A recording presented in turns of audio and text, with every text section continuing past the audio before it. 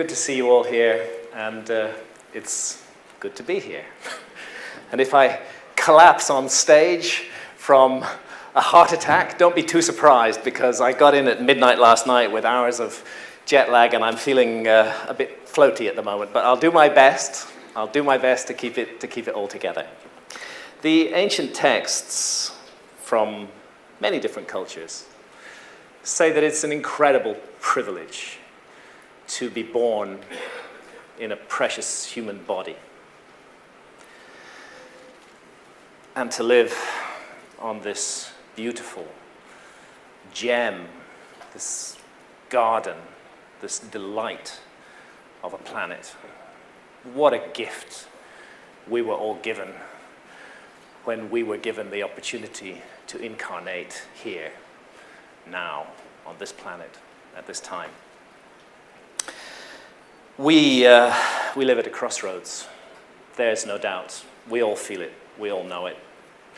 There's something coming down the track, and we have to figure out how we're going to respond to that, how we're going to turn it into an opportunity for growth rather than an opportunity for destruction.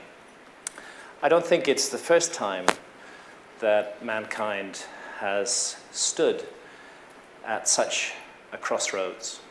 But here we are now, facing it and hopefully dealing with it.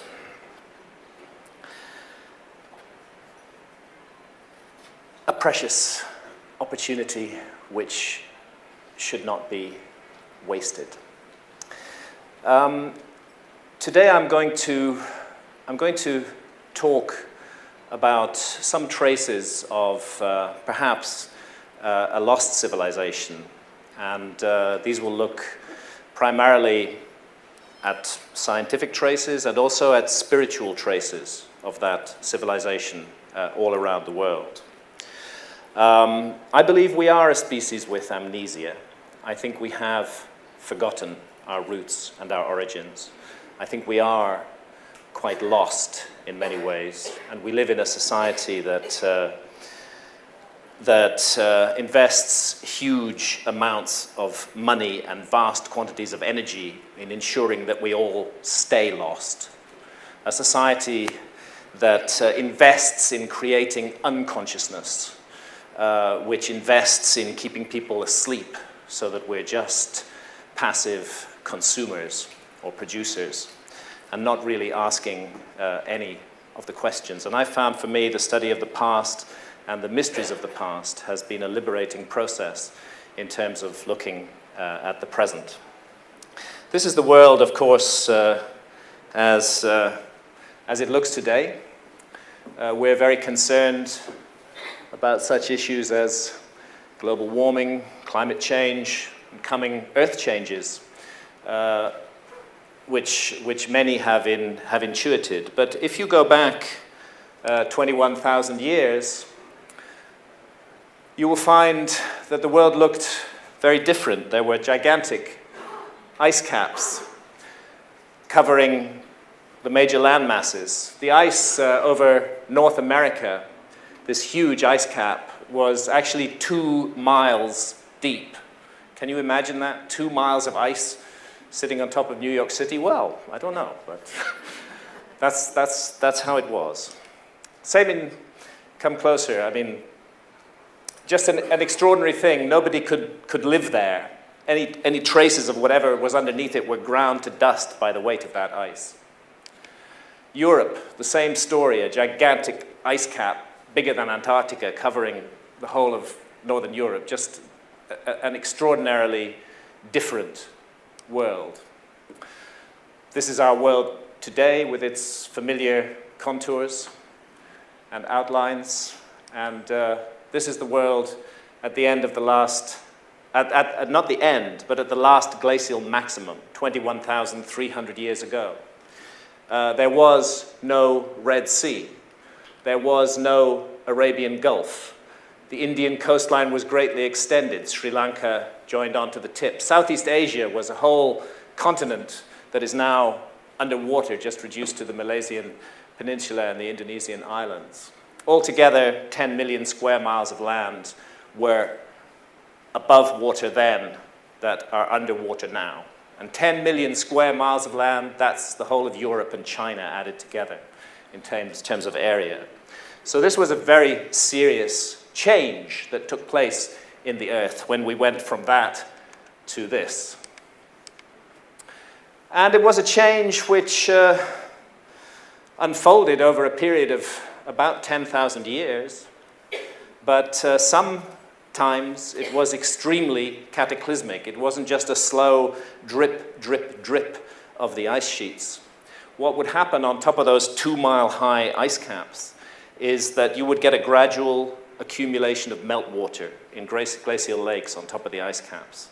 And this would perhaps accumulate for 4,000 or 5,000 years before the boundaries surrounding it broke, and a huge explosion of water poured down off the ice caps, reaching speeds of 1,000 kilometers an hour, coming down, tearing over the land, destroying the landscape, rushing into the sea, and raising sea level.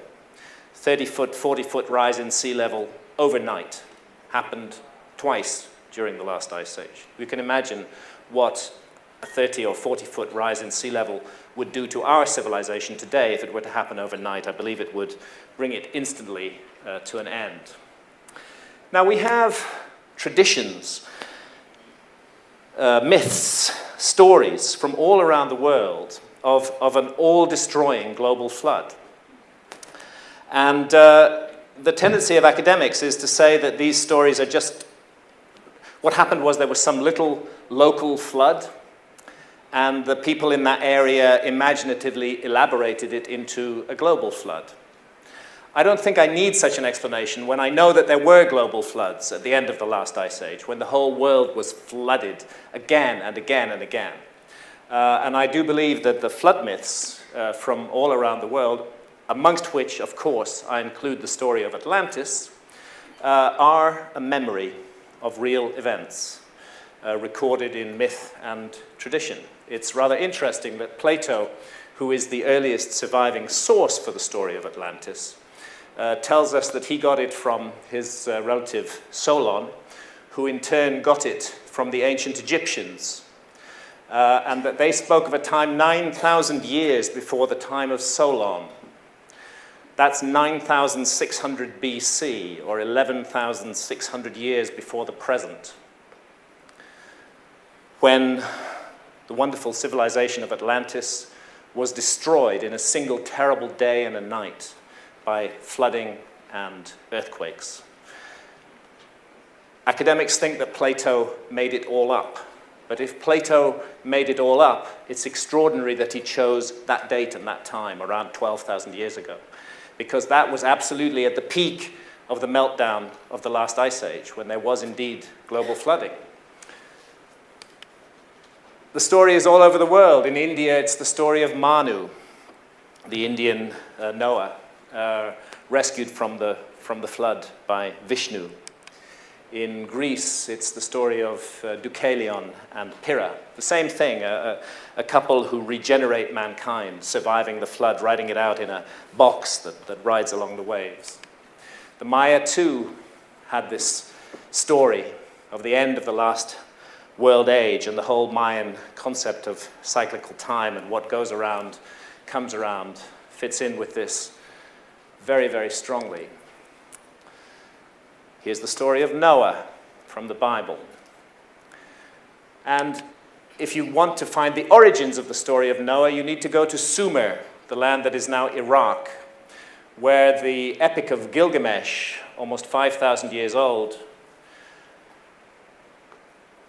tells essentially the same story that is told in the Bible, of a warning. One man warned, the gods are angry with mankind, they're going to send a flood, you must save what you can. It's the story of Gilgamesh, the story of the Gilgamesh epic. Interestingly enough, if you go to the Arabian Gulf, where the Gilgamesh epic comes from, and you look at the situation at the end of the last ice age, this was the Arabian Gulf at the last glacial maximum, this is not sea. This is a river. This is the combined streams of the Tigris and the Euphrates running through the otherwise completely dry Arabian Gulf, which formed a kind of Garden of Eden. It was one of the most wonderful places to live on Earth at that time, when most of the rest of the world was extremely arid and very inhospitable. And then, around 12,000 years ago, very, very quickly, the whole Arabian Gulf became flooded. So I think that if we see a flood story from that region talking of a global flood, it's pretty easy to understand where it came from. It came from what happened. It's a memory. It's not a myth. Australia, that's how it was at the last glacial maximum 21,000 years ago with that gigantic tip of Southeast Asia nearby. That's how it is today. And again, the Aborigines of Australia who've been in Australia for 50,000 years have myths and traditions of global floods. A great flood serpent which ate up the land. It's put into symbolic language, but again, it's a memory of what happened at the end of the Ice Age. Now, one of the things, when I first began to explore these mysteries 20 plus years ago now, one of the first things that struck me was what I call the mystery of the maps.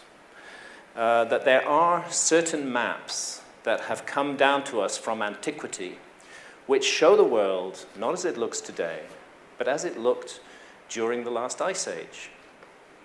And whenever you look into the story of these maps, you find that they were copied from older source maps, typically between the 13th and 17th centuries. So the maps that we look at are relatively recent. They date from the 13th to the 17th centuries. But when you find their origins, you find that the map makers drew on many source maps which are no longer available to us. These ancient maps seem to record the world as it looked 20, 15,000 years ago. This was the level of map-making technology in the 7th century in Spain, and indeed in the 13th century. These are called TO maps because of the shape. They're quite pretty, but you definitely would not want to navigate by them. They're really bad for navigation. Actually, east is up on these maps. This would be Jerusalem, the center of the world. This is the Mediterranean. Here's Spain. Here's North Africa. As I say, pretty but useless. However, that map's from 1283, and round about that time, end of the 13th century, flooded into Europe a whole new set of maps, and nobody really knows where they came from. Ptolemy's maps, we know of Ptolemy, of course, but he himself, 2,000 years ago, was drawing on earlier source maps when he created his maps. And those maps disappeared during the Dark Ages. They were preserved in monasteries, and they came to the attention of mariners at the end of the 13th century. They're not as good as modern maps, but they're very good, and you can navigate by them. Another mysterious group of maps appeared at that time, and these are the so-called Portolands, the Portoland cartographic tradition. This is the Pisan chart from 1280. It's the earliest surviving example. That's Italy there. You're coming into Spain and North Africa here, and the Holy Land there. What's remarkable about these maps is that they incorporate incredibly precise latitudes and longitudes. Now, latitude is a relatively easy thing to do, simply by measuring the height of the sun or stars above the horizon, but the pole star above the horizon specifically. But longitude requires technology. It requires a chronometer that can maintain accurate time as the Earth spins. And our civilization was not able to do longitude until the late 18th century. And that's why many mariners, before the longitude problem was cracked, would end up bumping into coastlines that they didn't expect to be there because they'd done their calculations wrong. But weirdly, in these older maps, highly accurate longitudes. How do we explain that other than as a heritage from an earlier map-making tradition? Charles Hapgood, his work on the maps of the ancient sea kings, is really the best source on this material. And he's suggesting that the Portolan tradition came through a predecessor of Ptolemy, Marinus of Tyre, perhaps through Ptolemy, stored in the Library of Alexandria. When the Library of Alexandria was burned down, some of those maps went to Constantinople. Crusaders went into Constantinople and took away some of those maps and reintroduced them to the world. That's roughly the suggestion here. I think everybody's heard of the Piri-Reis map, which is a Portolan map. And here we see South America's east coast, to be compared there, the west coast of Africa, and down here at the very southern tip of South America, a continuous landmass that appears to be Antarctica on a map dating from 1513. And it's really a puzzle if you find Antarctica on maps from the 16th century, because our civilization didn't discover Antarctica until the early 19th century. Here's Antarctica as it looks today, and here's Antarctica as it looked around the year 1800 in this map from Russia, which shows no Antarctica at all. And it's not there because we hadn't discovered it in 1800. We didn't discover it until 1818. Yet if you go back to the 1600s and the 1500s, Antarctica is all over ancient maps. There it is in this beautiful work of Orontius Phineas, a rather accurate depiction of the continent of Antarctica. And here again, a map by Mercator, the famous, everybody's heard of the Mercator projection, a great map maker. Here again, Antarctica, present in that map. Both of those maps, the Orontius Phineas map and the Mercator map, drew on earlier source maps, now lost to us. Is it possible that those earlier source maps may go back to an earlier civilization, one that had the technology to explore the entire globe, to map it mathematically in a way that we can recognize today as highly sophisticated, because that's what these maps seem to show. Here's one of those Ptolemaic maps, not quite so good as the Portolans, but still pretty good, and interesting, really, to look at Southeast Asia and how Southeast Asia is represented in this huge landmass here, and to compare that with, well, there's Southeast Asia today. There it is on that map, and here's how it looked 21,300 years ago. And I find a really remarkable similarity between what the geologists now tell us Southeast Asia looked like 21,000 years ago and what it looks like on this map, even with the tip of the Australian landmass coming into the image right there. Another Ptolemaic map from 1513. Off the British Isles, and off the island of Ireland is a little island here. Can you see it? This little island is called High Brazil.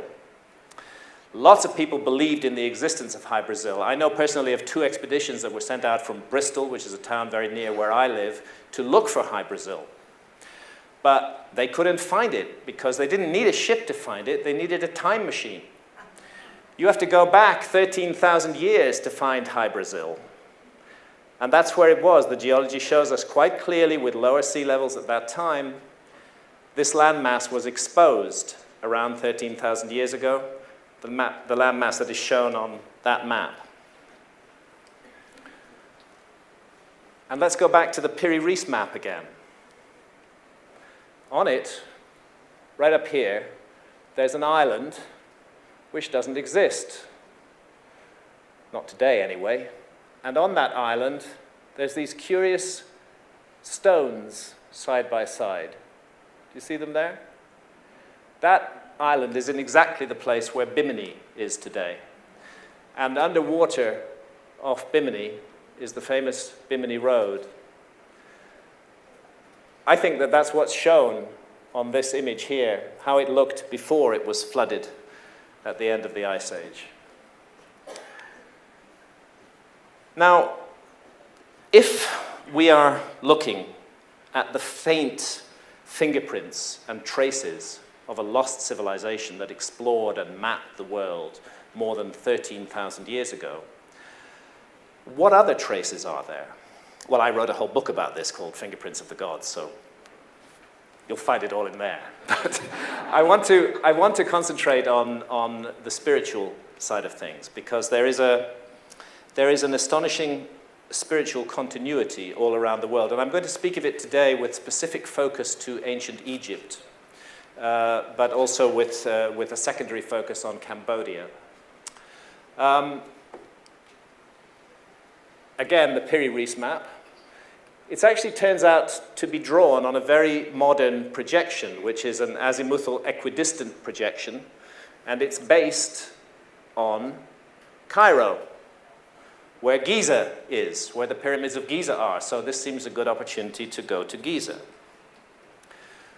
And here we find the majestic, the incredible, the mysterious Great Sphinx, speaking to us in riddles down the ages, this beautiful and majestic monument, and the pyramids themselves.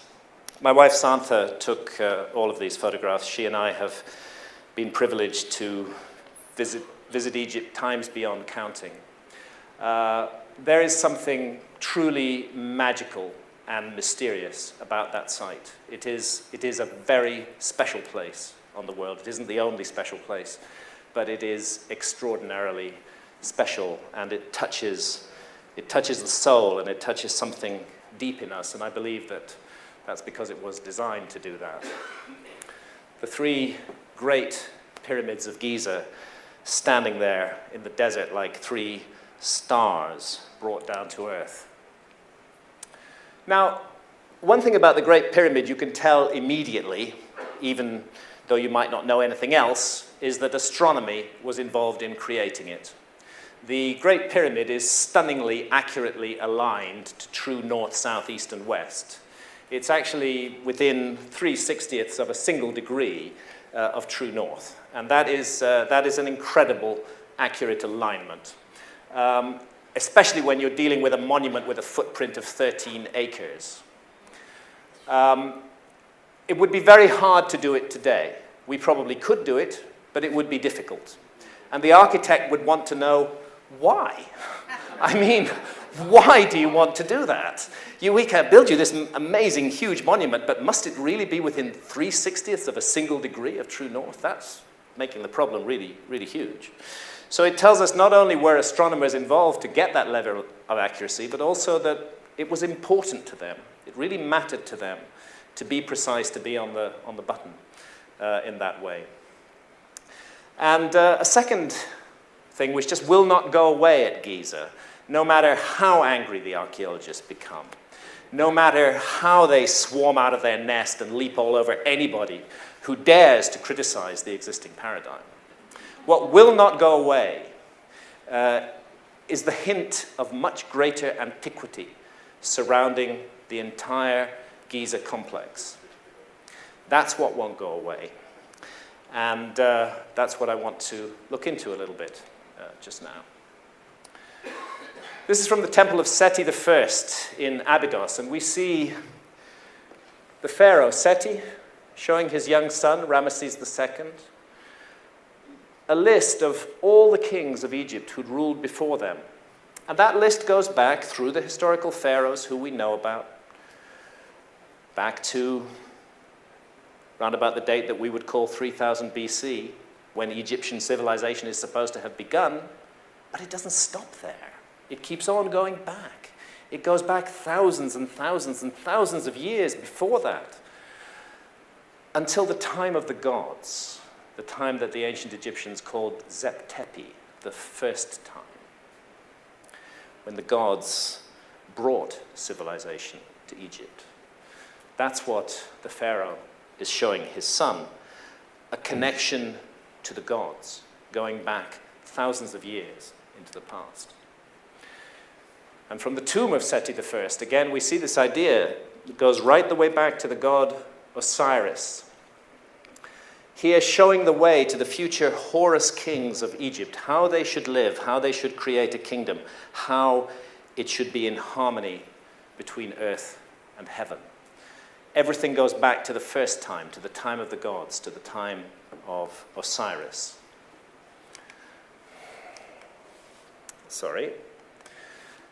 Temple of Horus at Edfu. Horus is the son of Osiris in the traditions of the ancient Egyptians.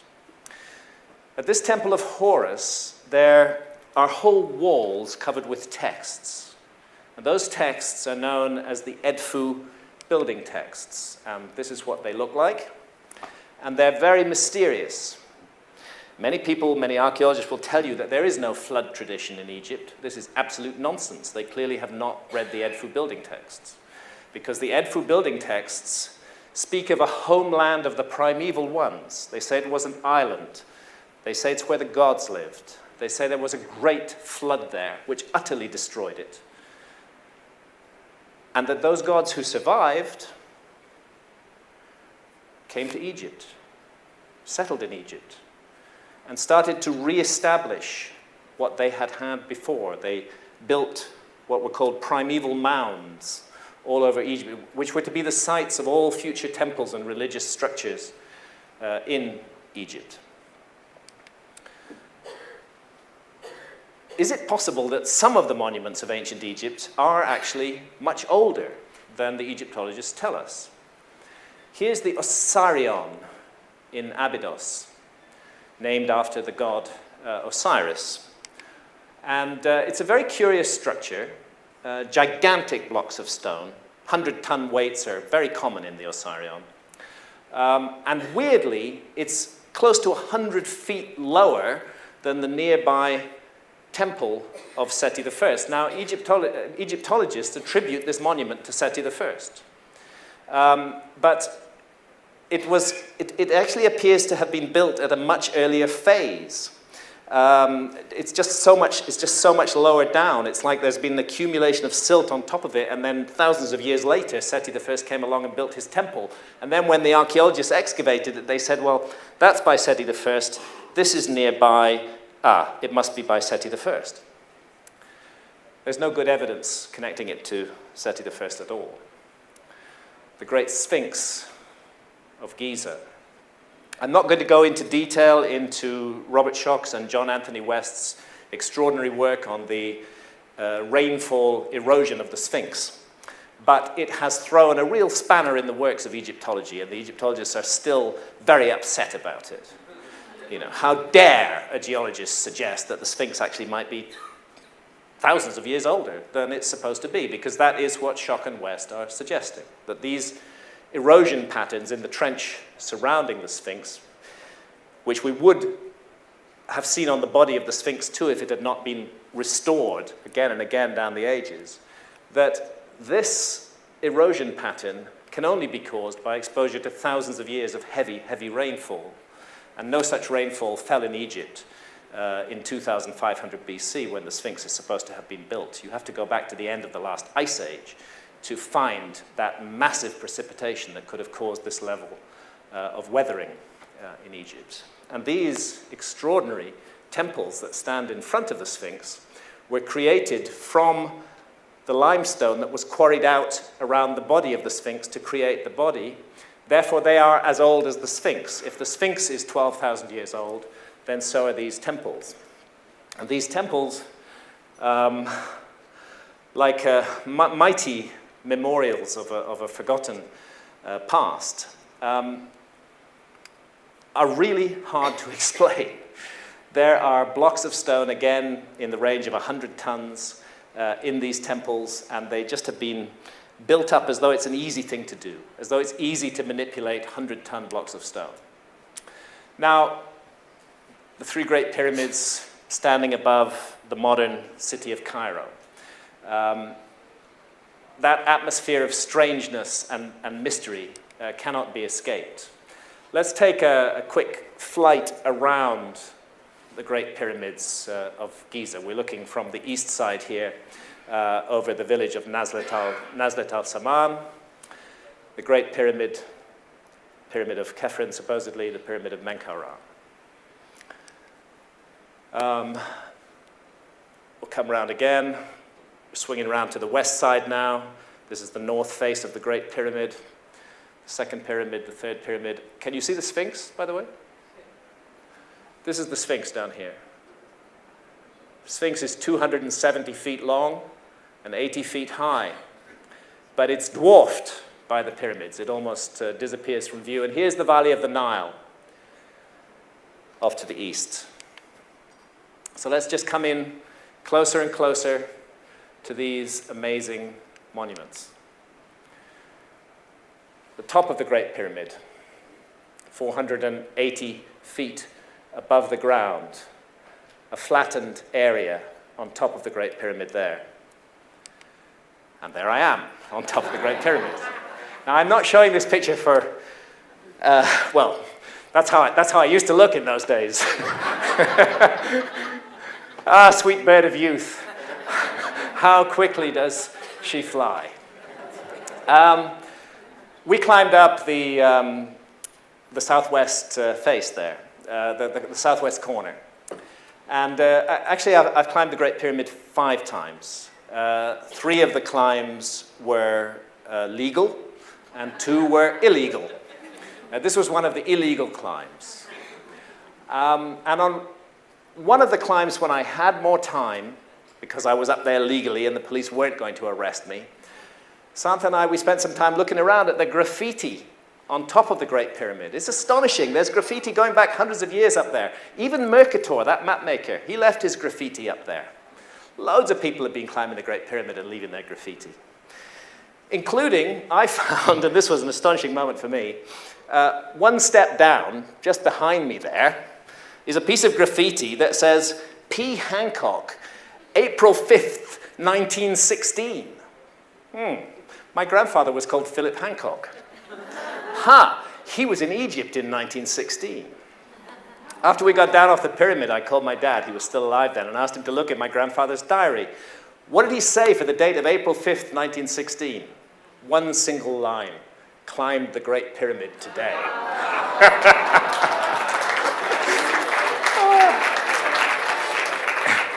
It was an extraordinary moment for me. And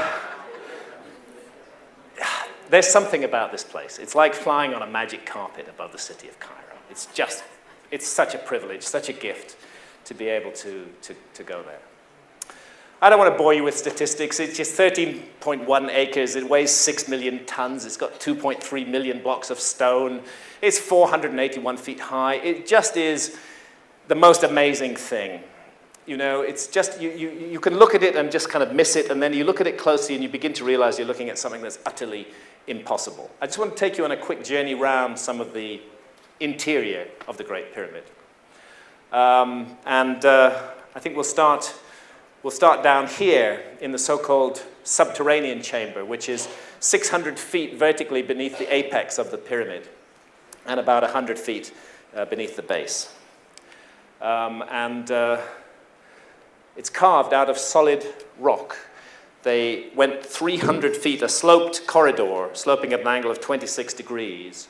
You have to go 300 feet down it, and then you reach this chamber at the bottom. So they had to make that chamber, they had to cut down through the rock 300 feet.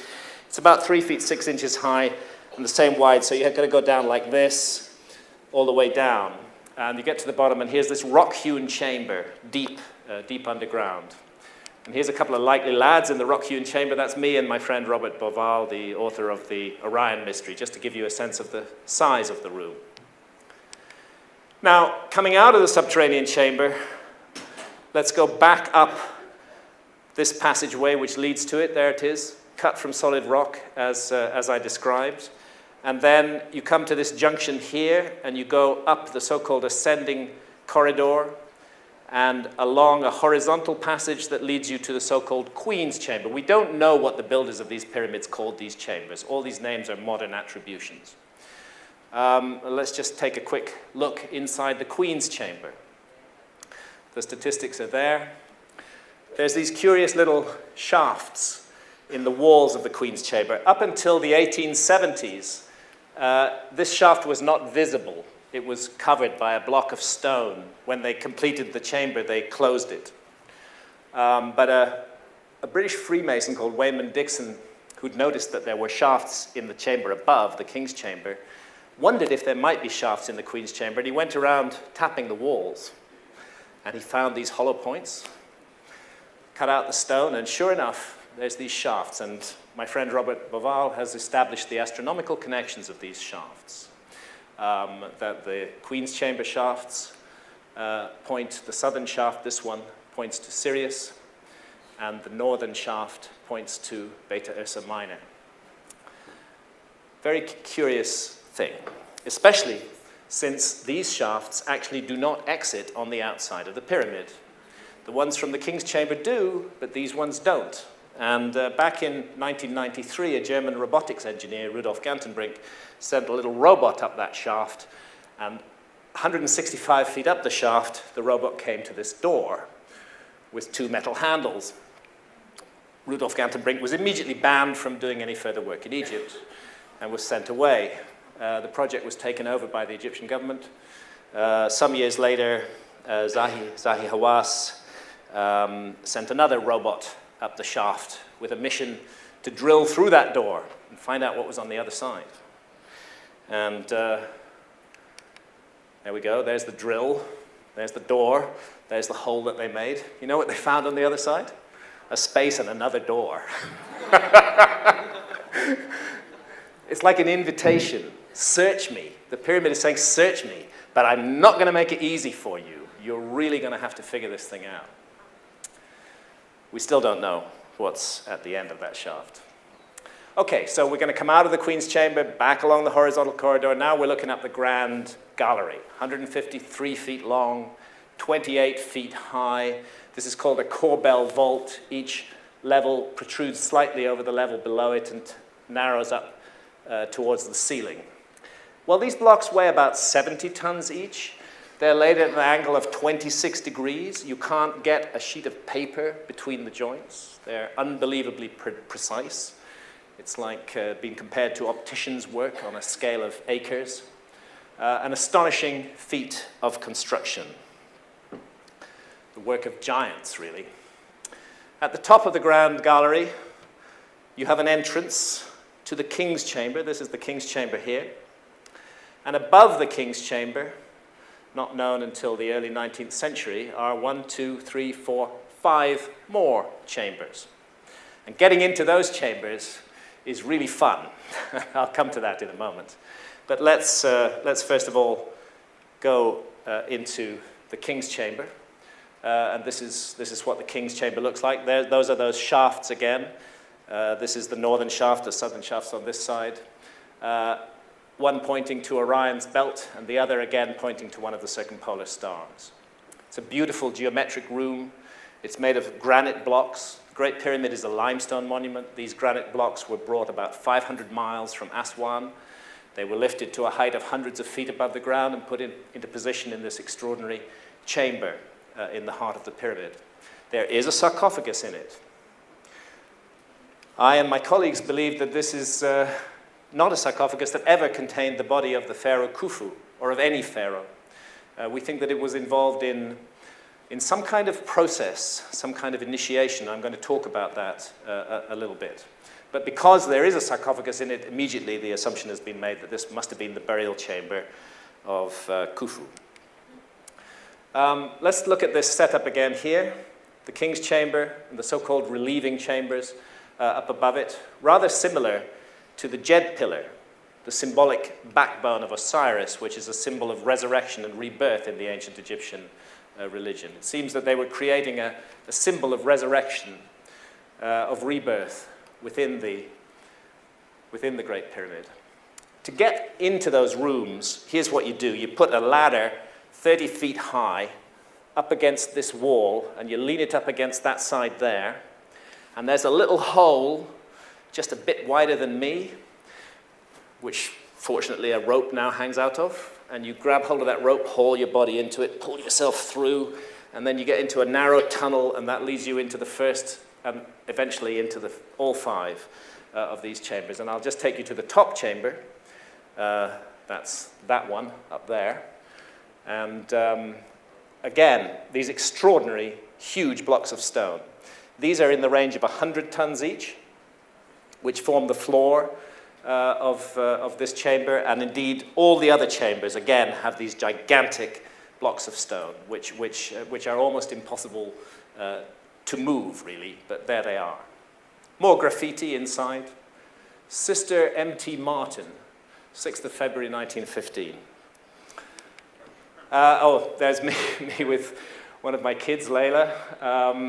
Again, just to show you the size and the scale of the thing. We'll go back to the pyramids. Here is the only evidence that Egyptologists are able to cite which connects the Great Pyramid to the pharaoh Khufu. And that is a cartouche which appears to say the name Khufu, that is found in that very topmost relieving chamber that I showed you. It's round about over here somewhere. And there are no other inscriptions whatsoever inside the Great Pyramid, not one. But this graffiti, as it's referred to, is supposed to be what's called a quarry mark that was put on the blocks by the gangs of construction workers who were quarrying out the blocks that would be built into the Great Pyramid. And they said, this is Khufu's block, or something like that. It's not very convincing evidence that the pyramid was built by Khufu or for Khufu. There is a hint of doubt over the authenticity of the cartouche itself. Could it have been forged by Howard Weiss, who found it in the early 19th century? But one thing's for sure, if Khufu was the builder of the pyramid, he had a pretty small ego for such a big monument. This is the only statue of Khufu that's ever survived. It's about 2 inches high. And, you would have thought he'd have put his name all over this thing instead of just on some bit of graffiti up in a block in a chamber that nobody's ever going to see. But he didn't. It's absolutely bare. There are no texts, nothing in there that tells you what's going on. However, if you go down to Saqqara, about 15 miles south of Giza, you will come to a group of pyramids dating from the 5th and 6th dynasties, not the 4th dynasty, which this one supposedly dates to. And those pyramids are filled with text. Now, I'm just showing this overlay. Actually, I'm going to give away Santa's secret. She did this by accident. Because we were at Giza. Santa took a shot of the pyramids of Giza. Then we went down to Saqqara, and we went into the pyramid of Unas. And Santa took a photograph of the pyramid of Unas, and we got this double exposure, where the pyramid of Unas is overlaid on the Giza pyramids. And here are the so-called pyramid texts, the star-covered ceiling of the pyramid of Unas, and the pyramid texts on the walls. And these pyramid texts are the earliest surviving recensions of what we now know as the Books of the Dead, the ancient Egyptian Books of the Dead. And they concern the mystery of life and death and what it is we're doing on this planet. They're very deep, they're very profound. And they are, it seems to me that they were putting in writing there what the Great Pyramid does in architecture alone. The Great Pyramid does it entirely symbolically in architecture. In the later pyramids, they expressed it in texts. And all of these texts, whether it's the pyramid texts, which are the oldest surviving, the coffin texts, because they're written inside the lids of coffins, the book of what is in the Duat, which you'll find painted on the walls of many of the tombs in the Valley of the Kings, and the Books of the Dead, which were papyrus scrolls that were placed with the deceased inside the coffin. All of these seek to prepare us for the journey that the ancient Egyptians believed that we will face, that we will confront on our own deaths. And the ancient Egyptians regarded the issue of life and death as extremely important. Our civilization kind of avoids the subject of death, really. We're not We don't want to know about death. We try to shove it away to the margins and not think about it. And least of all, to prepare ourselves psychologically and spiritually for that moment that will come to us all. The ancient Egyptians put their best minds to work for 3,000 years on considering the mystery of death and what we may or may not confront when we die. And when it comes to these matters, I would rather listen to the ancient Egyptians than any bloody modern scientist. Because the modern scientists are just pygmies, you know. They're infants, they're children. They may be able to weigh, measure, and count brilliantly, but they know nothing of matters of the spirit. We need to turn to civilizations like ancient Egypt, the ancient Maya, and to surviving shamanistic cultures around the world to understand really the mysteries of life and death. So let's have a little bit of a look at the Egyptian story. These are the souls of Pe and Neken. They're a mysterious brotherhood that was entrusted with transmitting the religion of Osiris to the future. So important was it that it had to be preserved and passed down from generation to generation. Osiris was the first king. He lived in the legendary first time. He was the civilizer. He brought civilization to Egypt. And he was murdered by his antagonist, Set, and 72 conspirators, and his body was hacked to pieces and reassembled and revivified through the magic of Isis, the goddess Isis. And here we see that what happens next is Osiris is brought back to life so that he can inseminate Isis. She hovers over him in the form of a bird, of a kite, and receives his seed and produces their son Horus, who continues the divine line. And here we see Horus performing the rituals that bring about the resurrection of his father in the heavens. Horus comes to you, O king, that he may do for you what he did for his father Osiris, so that you may live as those in the sky live, that you may be more extant than those who exist on earth. Raise yourself because of your strength. May you ascend to the sky. May the sky give birth to you like Orion. May you have power in your body, and may you protect yourself from your foe. That's from the pyramid texts. And again, this image from the tomb of Seti I, Osiris riding on his boat of stars, showing the way to the future pharaohs of Egypt. Nobody disputes that when the ancient Egyptians looked at the constellation of Orion, they saw it as the figure of Osiris in the sky. This is not a controversial statement. Orion ruled over the celestial afterlife kingdom of the Duat, and the Duat had very specific astronomical coordinates roughly between the constellation of Orion and Leo, and divided by the great river, the Milky Way, which the ancient Egyptians called the Winding Waterway. And again, all of this is laid out in the books. A lot of this is the work of Robert Bauval. He and I worked together on the message of the Sphinx. When you look at the layout of the pyramids on the ground, of course, everybody in this room is familiar with the Orion correlation theory, Robert Bauval's extraordinary discovery, which has really revolutionized our understanding of Egypt. You find that the three pyramids are representing the three stars of Orion's belt. The Nile is just right for the Milky Way. I'm not suggesting that the ancient Egyptians built the Nile. I'm suggesting that Giza was put where it was because the Nile was there, and it happened to reflect a celestial item that they wanted to draw down.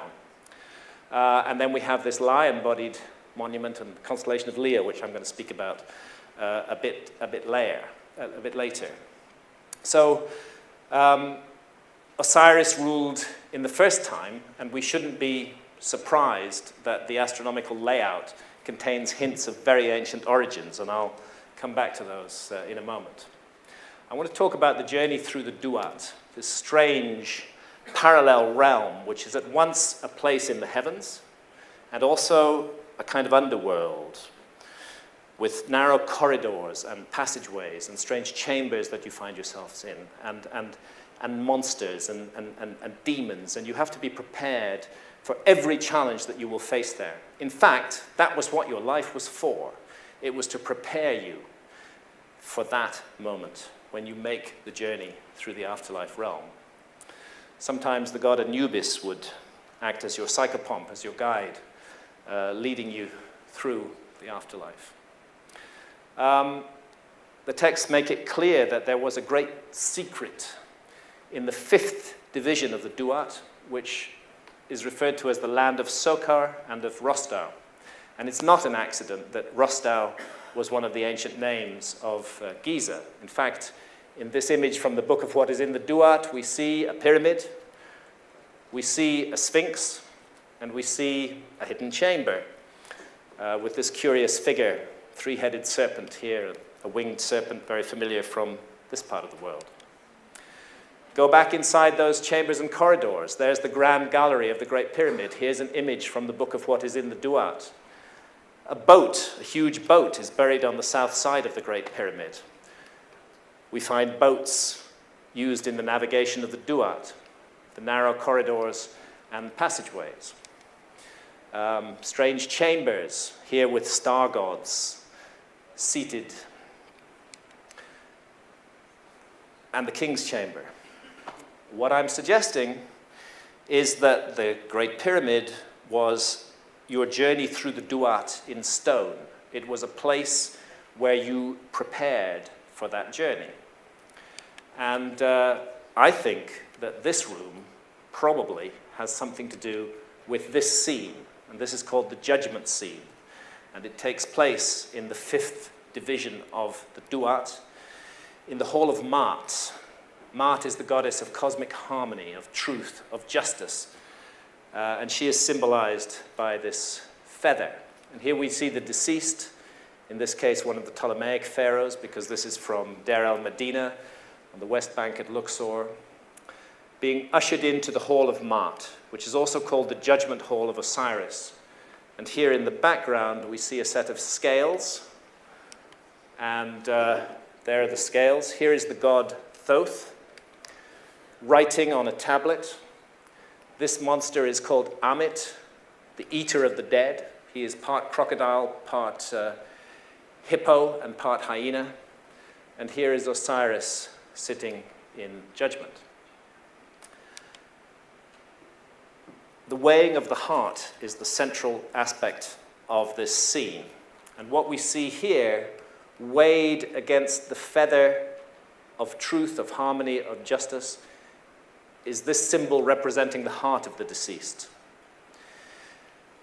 You would not want your heart to weigh heavy with sin. You would not want that to happen because then you might have to face the eater of the dead, and you definitely don't want to do that. It's as if your whole life is weighed up in this moment. These figures here are amongst the 42 assessors in the judgment hall of Osiris. They ask you questions. Did you kill? Did you steal? Actually, all the 10 Commandments are there, and another 30 as well. And you're supposed to be able to answer all of them, no, I didn't do that. You're supposed to be to be able to answer in the negative. But so this is moral behavior. But there's a sense that the judgment of moral behavior in the ancient Egyptian judgment scene is only part of the story, as though it's necessary to lead a good life, but not sufficient. It's not alone enough just to lead a good life. It's as though these texts, these ideas are recognizing what I said at the beginning, that comes down to us from many ancient traditions, that it's a precious gift to be born in a human body. And the question that's being asked of you there not only is, did you behave morally and decently towards your fellow humans, but also, did you use that opportunity? You were given an opportunity. Did you use it well? Did you live? Did you really live that life that you were given? Or did you waste it away?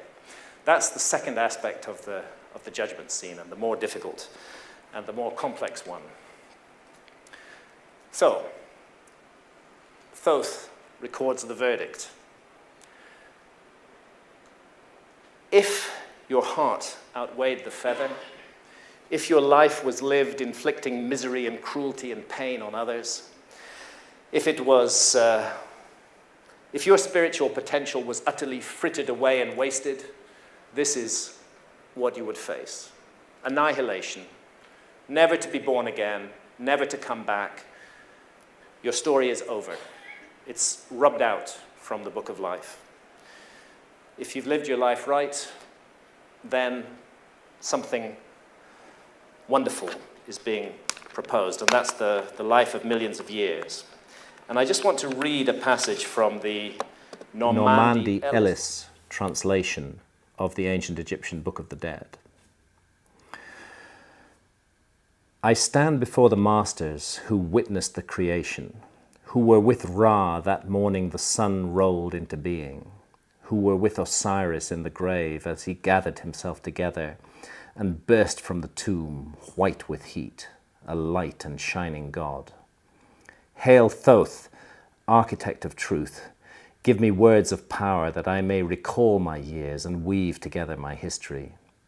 Hail Thoth, architect of truth, give me words of power that I may form the characters of my own evolution.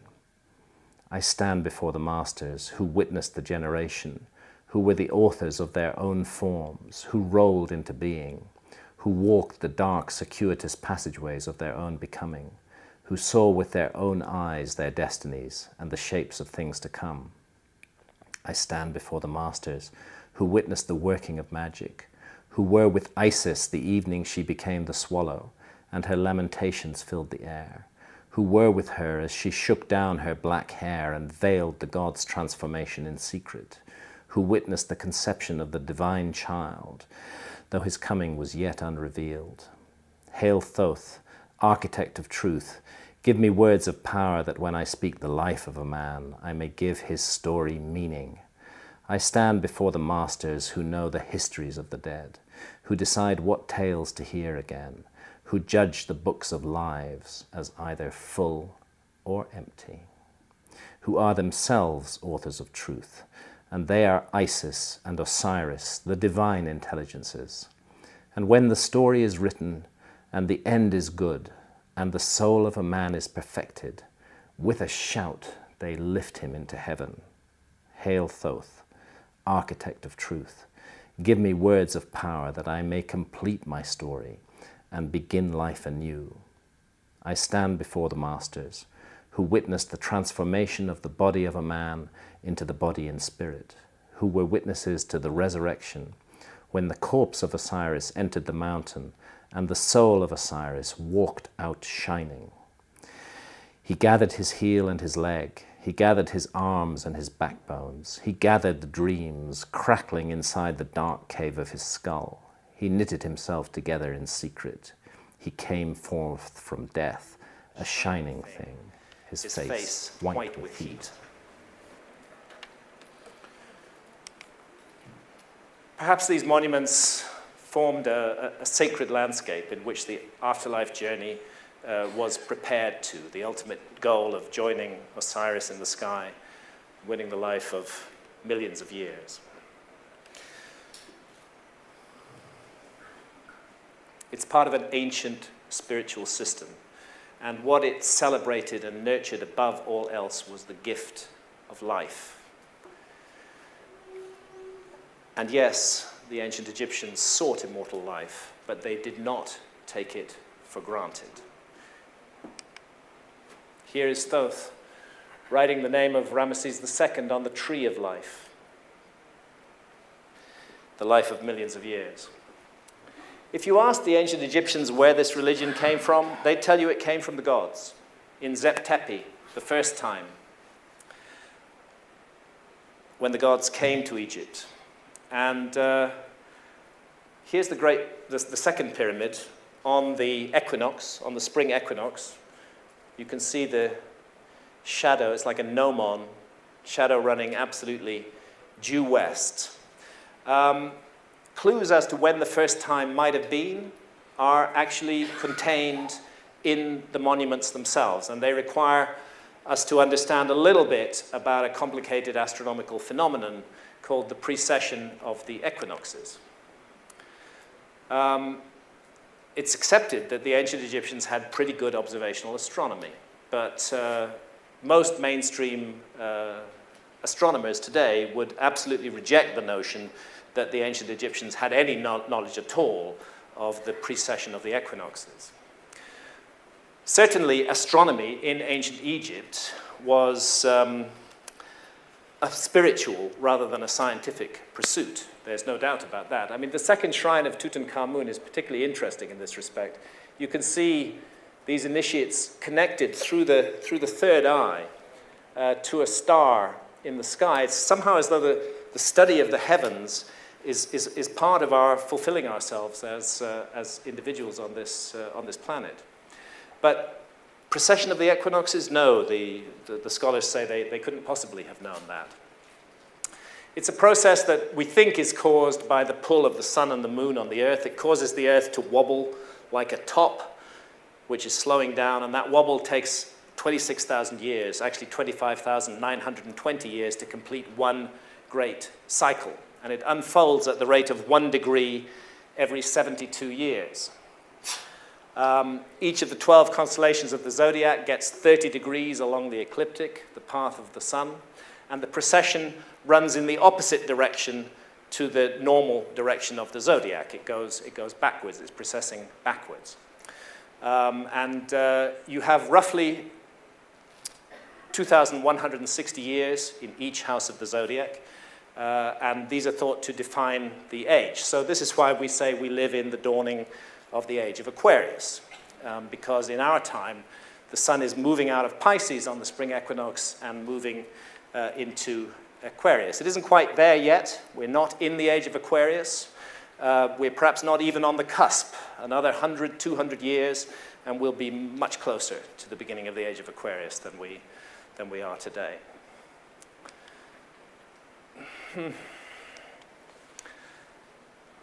Also from the second shrine of Tutankhamun, this rather mysterious image, Mehen, the enveloper, the serpent of cyclical time, he who hides the hours. I think this is one of many references to the secret knowledge of precession in ancient Egypt. And the Sphinx is part of the way that we can reveal this, a marker on the clock of time. The Great Sphinx, it looks perfectly due east. It's aligned absolutely perfectly to due east. And Santa took this photograph from the back of the Sphinx, looking in the direction of the gaze of the Sphinx. And this photograph at dawn on the spring equinox from the back of the Sphinx. And there you can see the proof. The Great Sphinx gazes directly at the rising sun on the spring equinox. Summer solstice, the sun is way over here. Winter solstice, it's way over here. Spring equinox, dead in line with the gaze of the Sphinx. And I'll just take another moment to do another short reading about the ancient Egyptian concept of the sun. Men praise thee in thy name, Ra, and they swear by thee, for thou art Lord over them. Thou hearest with thine eyes, and thou seest with thine, thou hearest with thine ears, and thou seest with thine eyes. Millions of years have gone over the world. I cannot tell the number of those through which thou hast passed. Thou dost pass over and dost travel through untold spaces, requiring millions and hundreds of thousands of years to pass over. Thou passest through them in peace, and thou steerest thy way across the watery abyss to the place which thou lovest. This thou doest in one little moment of time, and then thou dost sink down and dost make an end of hours.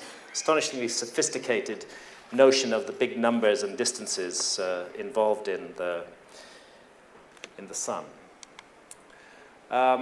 So the Sphinx gazes at the rising sun at dawn on the spring equinox. And it does that every year in all times. What changes is the stellar background against which that sunrise is occurring. That's what's changed by the precession of the equinoxes. Precessional drift occurring at the rate of 1 degree every 72 years, 30 degrees gives you 2,160 years. The whole process, 12 houses of the zodiac, takes you 25,920 years. And using the science of precession, looking at the monuments of Giza, I can tell you that this diagram on the ground, the Sphinx and the three great pyramids, maps the sky not as it looked in 2,500 BC, but as it looked in 10,500 BC. 12,500 years ago, when the constellation of Leo housed the sun on the spring equinox, and the great Sphinx gazed at her celestial counterpart in the heavens, the Milky Way and the Nile, the three stars of Orion's belt and the pyramid. Very strange, this. Does it tell us that the ancient Egyptians knew that date and wanted to memorialize it in stone, or does it suggest actually that some of these monuments may actually go back to that very ancient time, long, long, long before the pharaohs of Egypt? I'm going to move a little quickly, but the work on precession of the equinoxes, the fundamental work is Hamlet's Mill by Giorgio de Santillana and Hertha von Deschend. It's a tough read. Giorgio de Santillana was a professor of history of science at MIT. But what they document in that book is global, worldwide knowledge of precession of the equinoxes recorded in myth. A series of numbers that keep coming up again and again and again, all over the world, in every part of the world, which only can arise from precession. And Santillana and von Deschend hid it in a little paragraph right in the middle of the book. They traced it back to some almost unbelievable ancestor civilization of remote antiquity. 72 is the heartbeat of the cycle, lots of numbers. 72 divided by 2 is 36, 72 plus 36 is 108, half of 108 is 54. All these are what I call the precessional numbers, which are derived from and related to the process of precession of the equinoxes. And you find them in myths, in Viking myths, in Indian traditions, the story of Osiris and his 72 assailants, the number of stanzas in the Rig Veda. It's just all over the world, in myth everywhere, the story of precession of the equinoxes in numbers. Now, the Great Pyramid, Egyptologists know this, but they say it's a coincidence, is a mathematical scale model of the northern hemisphere of the Earth. It's quite simple. If you take the base perimeter measurement of the Great Pyramid and multiply it by a specific number, and that number is 43,200, you get the equatorial circumference of the Earth. And if you take the height of the Great Pyramid and multiply it by the same number, you get the polar radius of the Earth. As I say, Egyptologists know this, but they say it's a coincidence.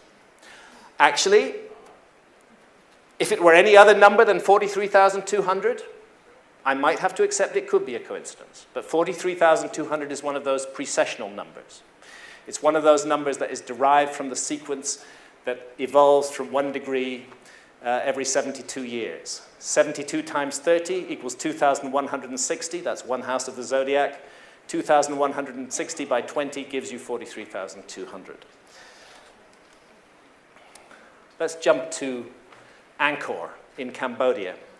Turns out that from Giza to Angkor is exactly 72 degrees of longitude.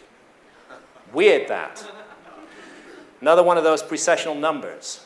And makes me think of a whole worldwide project establishing sacred sites at certain positions of longitude around the globe and creating them for a very specific reason. And I think Angkor and Giza are intimately connected, although they seem to stem from very different periods of history. Angkor Wat.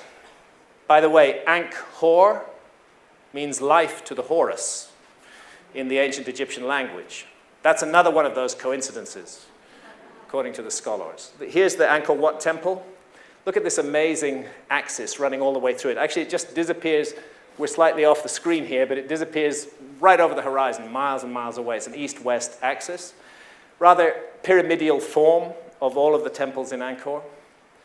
And here's what happens on the spring equinox at Angkor. Stand on that causeway, look at the central tower, stand in the middle, and you'll see that it starts to rise, and then it slowly slides up the tower, nears the top of the tower, and then, bingo.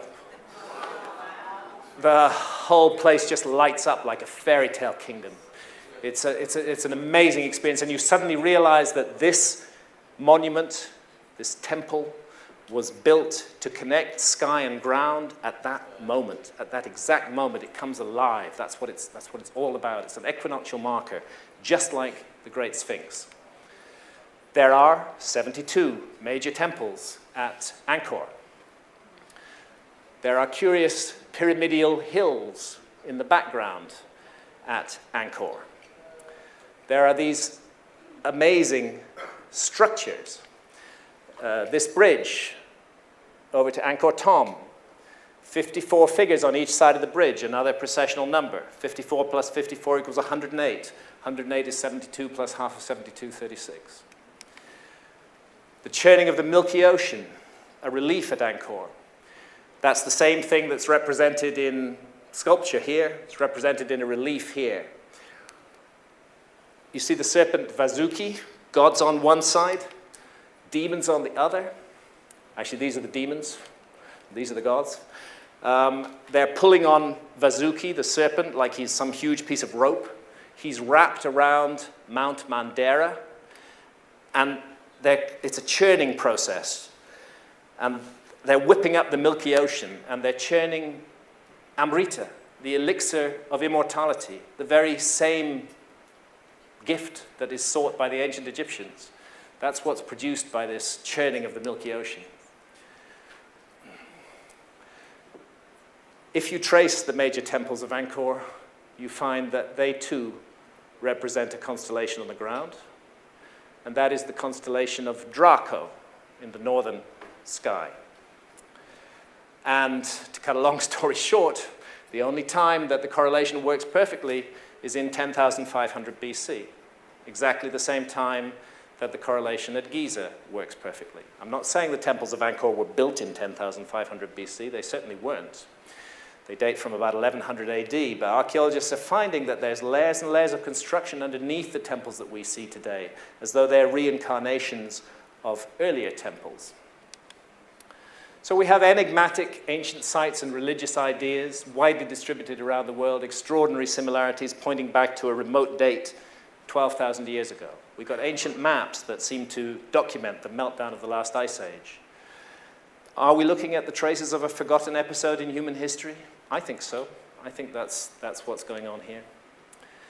And because we've forgotten it, because we are a species with amnesia, because we are so much a mystery to ourselves, perhaps it's because of that that we're so lost and so troubled today, so haunted by this sense of something missing, something that we need to know about ourselves. For the ancient Egyptians, the essential mystery of human existence concerned our spiritual essence, that we are participating in this theater of experience that we call life and the world in an immense endeavor aimed at the perfection of the soul. That's what we're here to do. Virtually identical ideas were explored at Angkor. Well, in the modern world, sad to say, few such mysteries concern us. This is it. You know, our culture today, we have a thing about consciousness, okay? Our culture, it admires, it venerates, it almost worships one single state of consciousness, and that is the alert, problem-solving state of consciousness that's useful for science and business and commerce and war and such things. And then we allow ourselves some downtime with absolute drunkenness and stupidity and abandon. That's also accepted by our civilization. But any other kind of state of consciousness is absolutely no-no and not allowed and not encouraged at all. It's as though the world is conspiring to trivialize life, to trivialize us, to bring everything down to the absolute lowest possible level of hedonism and consumption, with nothing else at all being projected as worthwhile. I've talked with shamans in the Amazon, with whom I've many times drunk the mysterious brew ayahuasca. And when I've asked them, what do you think is the problem with the world? What's the problem with the West? They say it's very simple. You've severed your connection with spirit. You've cut the link. And you have to restore that link if you're going to move forward from here. You can't move forward from the place you're in if you don't restore the connection to spirit. And that seems to me the most fundamental task that all of us now face. Not these exterior trappings of power that have brought such horror and misery to the world. What's happening in the Amazon is, it's just beyond belief. It beggars belief. It almost makes you suspect that some kind of demonic force is at work in the world. That we would take literally the lungs of the planet and just hack them to pieces. That we cut down old-growth rainforest, the most extraordinary resource of biodiversity on the planet, 155,000 different species of plants and trees, and replace them with soybean farms. You know, soybean farms which will only be functional for 10 years because rainforest soils are not very fertile. They're made fertile by the constant fall of leaves. Soybean farms to feed cattle so we can eat hamburgers. What a bad deal we're getting, from this whole thing. It's very, very crazy. I did a back-of-an-envelope calculation. 6 months expenditure in Iraq at its height would have solved the problem of the Amazon forever. But we can't make that choice, We can't say to the people of the Amazon, we recognize that you have an incredibly precious and irreplaceable resource. We would like to take away your economic problems. Please just look after that resource for us. We seem incapable of doing that. We can spend that kind of money on wars, but we can't spend it on saving the most majestic natural resource on the planet. I'm going to close with a reading from the Hermetica, from the Hermetic texts. Hermes was the Greek version of the ancient Egyptian god Thoth. The Romans knew him as Mercury. And in a dialogue, the Hermetica, many of them are dialogues between Thoth, Hermes, and various pupils of his. And in one called the Asclepius, a lament is presented. And it's like a prophecy. It's a bit like the Mayan prophecy. Egypt seems to stand as a metaphor for the whole world in this. And to my mind, for the world in our time, this lament, this prophecy is speaking directly to us. So it's Hermes speaking. And he's saying to Asclepius this: do you know, Asclepius, that Egypt is an image of heaven? Or to speak more exactly, in Egypt, all the operations of the powers which rule and work in heaven are present in the earth below. In fact, it should be said that the whole cosmos dwells in this our land, as in a sanctuary. And yet, since it is fitting that wise men should have knowledge of all events before they come to pass, you must not be left in ignorance of what I will now tell you. There will come a time when it will have been in vain that Egyptians have honored the Godhead with heartfelt piety and service, and all our holy worship will be fruitless and ineffectual. The gods will return from earth to heaven. Egypt will be forsaken, and the land which was once the home of religion will be left desolate, bereft of the presence of its deities. O Egypt, Egypt, of thy religion nothing will remain but an empty tale, which thine own children in time to come will not believe. Nothing will be left but graven words, and only the stones will tell of thy piety. And in that day men will be weary of life, and they will cease to think the universe worthy of reverent wonder and worship. They will no longer love this world around us, this incomparable work of God, this glorious structure which he has built, this sum of good made up of many diverse forms, this instrument whereby the will of God operates in that which he has made, ungrudgingly favoring man's welfare, this combination and accumulation of all the manifold things that call forth the veneration, praise, and love of the beholder. Darkness will be preferred to light, and death will be thought more profitable than life. No one will raise his eyes to heaven. The pious will be deemed insane, the impious wise, the madman will be thought a brave man, and the wicked will be esteemed as good. As for the soul, and the belief that it is immortal by nature or may hope to attain to immortality, as I have taught you, all this they will mock, and even persuade themselves that it is false. No word of reverence or piety, no utterance worthy of heaven will be heard or believed. And so the gods will depart from mankind, a grievous thing, and only evil angels will remain, who will mingle with men and drive the poor wretches into all manner of reckless crime, into wars and robberies and frauds and all things hostile to the nature of the soul. Then will the earth tremble and the sea bear no ships. Heaven will not support the stars in their orbits. All voices of the gods will be forced into silence. The fruits of the earth will rot. The soil will turn barren, and the very air will sicken with sullen stagnation. All things will be disordered and awry. All good will disappear. But when all this has befallen Asclepius, then God, the creator of all things, will look on that which has come to pass, and will stop the disorder by the counterforce of his will, which is the good.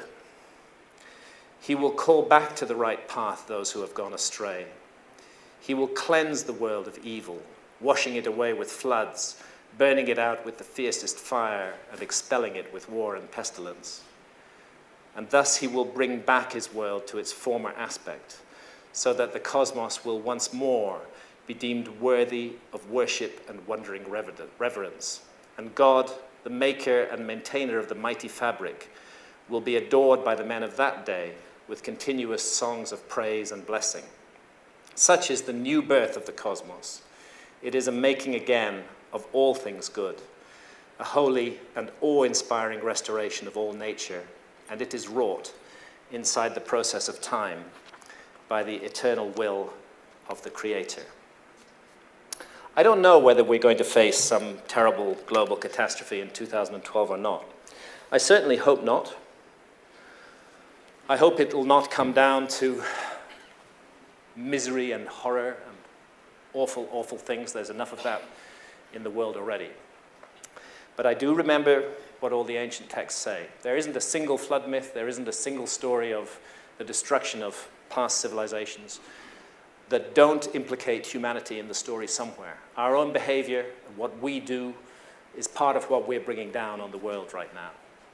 What we are manifesting in the world, that is what is coming towards us. We are the authors of this thing, and we can change the story if we want to change it. I firmly believe that. This is the moment of crossroads that we stand at.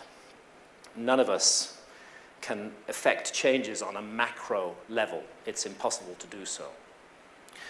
But we can make changes on a micro level. We can make changes in our own lives. We can make changes in our immediate surroundings. Changes for the better. Changes driven by love and by hope. I'm a deeply flawed human being. I have tremendously bad habits and lots of bad aspects to my personality. Over the last decade or so, I've come to look at some of those things objectively, been very much helped by ayahuasca, the brew that I mentioned from the Amazon in doing this. I'm working hard to change my life, to try to be a more nourishing person to people around me. I'm not saying that I'm succeeding. I fail every day, but I'm still trying to do that. And that's really all I can say when we confront something so huge and so overwhelming as the notion of global destruction. No, I can't stop that, but I can stop what I'm doing to contribute to it. And if we all do that, then I believe a huge change in consciousness will come, and the world can move on, and we can look forward to a future for our children and our children's children, and once again bring this bright, beautiful, jewel garden of a planet, bring it back to the place it should be in our lives. Thank you, ladies and gentlemen.